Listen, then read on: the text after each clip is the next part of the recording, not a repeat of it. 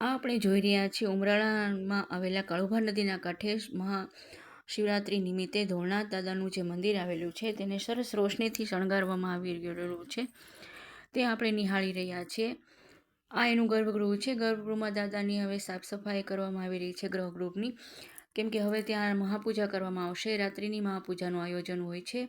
લોકો એને ખૂબ જ સરસ રીતે ઉજવણી કરે છે. રાત્રે બ્રાહ્મણો આવીને સરસ બધા પૂજા પાઠ આરતી રુદ્રાભિષેક બધું કરવામાં આવે છે. આ દાદાનો ઘુમટ છે જ્યાં ધજા લહેરાઈ રહી છે. નવી ધજાઓ ચડાવેલી છે આજે બધાએ, અને એ ધજા આપણને અનેરો આશીર્વાદ આપી રહી છે. સરસ મજાનું મંદિરને શણગારવામાં આવેલું છે, તમે જોઈ શકો છો. આ અમારા મંદિરનું પટાંગણ છે, તમે જોઈ શકો છો.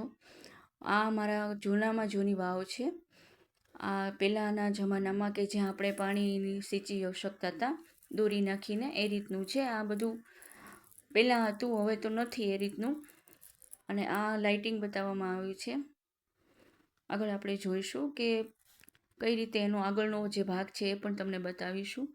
અહીંયા બધે બેસવાની વ્યવસ્થા કરવાની છે. આખા મંદિરને સરસ રીતે લાઇટિંગથી શણગારી દીધું છે. જો આ જે આપણી વાવની મેં વાત કરેલી તે આગળ તેનો આગળનો ભાગ છે તેને પણ સરસ રીતે ઝળહળિત કરવામાં આવી છે લાઇટિંગથી. સરસ બધું બતાવી રહ્યું છે. દરેક ગામના માણસો ભગવાનની પૂજા અર્ચના અને એનો લાભ લેવા માટે અત્યારે આવી રહ્યા છે. ભગવાનનો ઘુમટ એક અનેરા પ્રકાશના ઓજથી ચમકી રહ્યો છે. સરસ મજાનું આયોજન કરેલું છે. બ્રાહ્મણો હવે પૂજા કરવા માટે રાત્રે 12 વાગે મહાપૂજા ચડાવી આરતી કરવામાં આવશે અને પછી પ્રસાદનું વિતરણ કરવામાં આવશે. અને બધા જ ગ્રામજનો, બ્રાહ્મણો, બાળકો, સ્ત્રીઓ બધા જ એનો અનેરો આનંદ લેશે અને ભગવાનનો આશીર્વાદ મેળવશે. તો હવે આગળ મળીશું આપણે, અને અત્યારે ભગવાનના દર્શન કરી લો ધોળનાથ દાદાના, અને પછી આગળના વિડીયોમાં આપણે ફરી મળીશું અને ફરી આપણે વાત કરીશું કોઈ અલગ જ વિડીયોમાં, બરાબર?